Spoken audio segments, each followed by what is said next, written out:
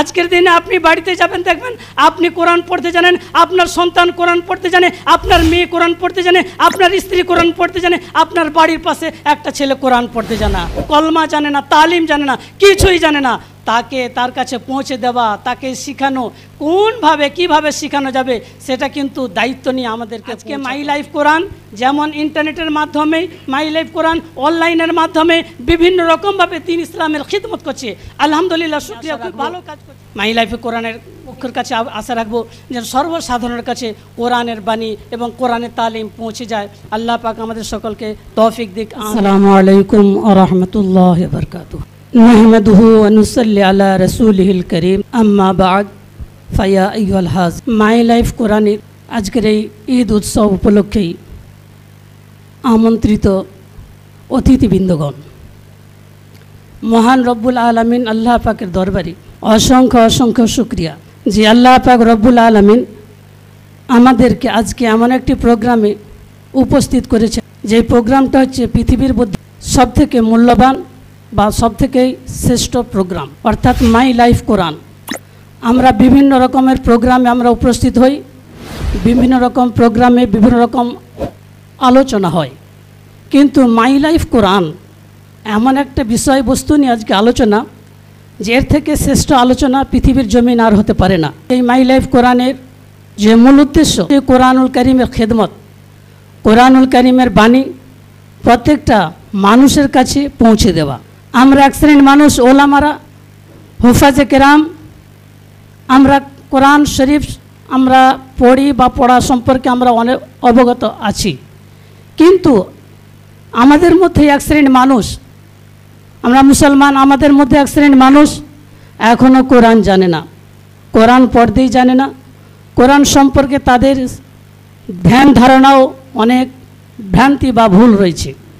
তো আমাদের মধ্যে থেকে আমাদেরকে সেই অঙ্গীকার বাধ্য হতে হবে, মহান রব্বুল আলামিন আল্লাহ পাকের শ্রেষ্ঠ বাণী আল কোরআনুল কারীম আমরা সাধারণের কাছে আমরা কিভাবে পৌঁছাতে পারবো, তাদের হৃদয়টাকে কিভাবে কোরআনে আমরা জাগ্রত করতে পারবো। কোরআন যে প্রকৃতপক্ষে আল্লাহ পাকের সংবিধান, এ এমন এক সংবিধান, নির্ভুল সংবিধান, এই সংবিধানকে যদি কোনো মানুষ গ্রহণ করে নেয়, এই সংবিধানকে যদি মানুষ একটু পর্যালোচনা করে, তার জীবনটা সুন্দরভাবে গড়ে উঠে যাবে। কোরআনের জীবন ছাড়া পৃথিবীর কোনো রকমের মানুষের জীবনকে সুন্দরভাবে গড়ে তুলতে পারে না। আর কোরআন এমন একটা গ্রন্থ, এমন একটা কিতাব আল্লাহ পাকের পক্ষ থেকে মানুষের কাছে এসেছে, মানুষ যদি একে একটু চিন্তাধারা করে গ্রহণ করে নেয়, তার জীবনটা সুন্দরভাবে পরিবর্তন হয়ে যাবে। পৃথিবীর মানুষ, আমরা সকলেই মানুষ, কিন্তু মানুষের মধ্যে থেকেই আল্লাহ পাক রব্বুল আলামিন আবার শ্রেষ্ঠ মানুষ কাদেরকে করেছেন, নবিয়না মুহাম্মদুর রাসূলুল্লাহ সাল্লাল্লাহু তাআলা আলাইহি ওয়াসাল্লামের যারা আল কোরআনুল কারীমের বাণীকে গ্রহণ করে উম্মত হয়েছে, এদেরকে শ্রেষ্ঠত্ব দান করা হয়েছে। আমরা কেন শ্রেষ্ঠ উম্মত হতে পেরেছি?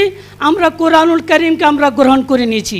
নবী সাল্লাল্লাহু আলাইহি ওয়াসাল্লাম যেমন শ্রেষ্ঠ, সমস্ত নবীর মধ্যে শ্রেষ্ঠ, সমস্ত গ্রন্থের মধ্যে শ্রেষ্ঠ কোরআনুল কারীম, আর সমস্ত উম্মতের মধ্যে হচ্ছে শ্রেষ্ঠ উম্মত মুহাম্মদুর রাসূলুল্লাহ সাল্লাল্লাহু তাআলা আলাইহি ওয়াসাল্লামের আমরা উম্মত হতে পেরেছি। এটা আমরা সব থেকে শ্রেষ্ঠ, সমস্ত মানুষের মধ্যে থেকে উম্মতে মুহাম্মদী আমরা শ্রেষ্ঠ। তো আমরা যে শ্রেষ্ঠ হয়েছি, আমাদের কাজ কি? আমাদের কাজ হচ্ছে নবিয়না মুহাম্মদুর রাসূলুল্লাহ সাল্লাল্লাহু আলাইহি সাল্লামের যে দিন, যে ধারা, যে চিন্তা, তার যে ভাবনা, কোরআনুল কারীমকে মানুষের কাছে পৌঁছে দেওয়া। নবী মুহাম্মদুর রাসূলুল্লাহ সাল্লাল্লাহু আলাইহি সাল্লামের উম্মত হয়েছি, আলেম হয়ে গেছি, হাফেজ হয়ে গেছি, কারি হয়ে গেছি, ওয়াইজিন হয়ে গেছি, বক্তা হয়ে গেছি, এটা কিন্তু বড় নয়। বড়টা হচ্ছে আমার কাছে যে দিন এসেছে, আমার কাছে যে কোরআন এসেছে, আমার কাছে যে শরীয়ত এসেছে, এটা নবিয়না মুহাম্মদুর রাসূলুল্লাহ সাল্লাল্লাহু আলাইহি সাল্লামের পক্ষ থেকেই অপরের কাছে পৌঁছে দেওয়াটাই আমার দায়িত্ব। এই দায়িত্বটা যদি আমি না পালন করি, তাহলে হবে কি, আমার জন্য সবথেকে খারাপই রয়েছে। আল্লাহ পাক রব্বুল আলামিন যাকে ভালোবেসেছেন তাকে শরীয়ত দিয়েছেন, আল্লাহ পাক রব্বুল আলামিন যাকে ভালোবেসেছেন তাকে কোরআনুল কারীম দিয়েছেন, তার হৃদয়ে কোরআনুল কারীম রয়েছে। আল্লাহ পাক রব্বুল আলামিন যাকে ভালোবেসেছেন তাকে ওলামা করেছেন। সাধারণ মানুষ সেখানে আলেম নন, সাধারণ মানুষ সেখানে হাফেজ নন, কিন্তু আল্লাহ পাকের পক্ষ থেকেই আল্লাহ পাকে যাকে নির্বাচিত করেছেন তাকেই হাফেজ করেছেন, তাকেই আলেম করেছেন, তার মধ্যে দিন দিয়েছেন। এই কারণ দিয়েছেন তিনি দিনটাকে নিয়ে অপরের কাছে পৌঁছে দেবে। কিন্তু আমরা যদি না পৌঁছে দিতে পারি তাহলে আল্লাহ পাকের দরবারে আমাদেরকে জবাবদিহি করতে হবে। তো ভাই সকলেরা, এই মজলিসে আলহামদুলিল্লাহ আশা রাখি অনেক আলেম ওলামারা এসেছেন, ওয়াফাজে কেরামরা এসেছেন, আপনার শিক্ষিত ব্যক্তিরা এসেছেন।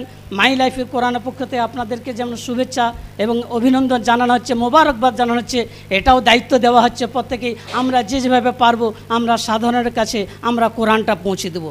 আজকের দিনে আপনি বাড়িতে যাবেন, দেখবেন আপনি কোরআন পড়তে জানেন, আপনার সন্তান কোরআন পড়তে জানে, আপনার মেয়ে কোরআন পড়তে জানে, আপনার স্ত্রী কোরআন পড়তে জানে, আপনার বাড়ির পাশে একটা ছেলে কোরআন পড়তে জানে না, কলমা জানে না, তালিম জানে না, কিছুই জানে না। তাকে তার কাছে পৌঁছে দেওয়া, তাকে শেখানো, কোনভাবে কিভাবে শেখানো যাবে সেটা কিন্তু দায়িত্ব নিয়ে আমাদেরকে পৌঁছাতে হবে। আজকে মাই লাইফ কোরআন যেমন ইন্টারনেটের মাধ্যমে, মাই লাইফ কোরআন অনলাইনের মাধ্যমে বিভিন্ন রকমভাবে দিন ইসলামের খিদমত করছে, আলহামদুলিল্লাহ শুকরিয়া, খুব ভালো কাজ করছে।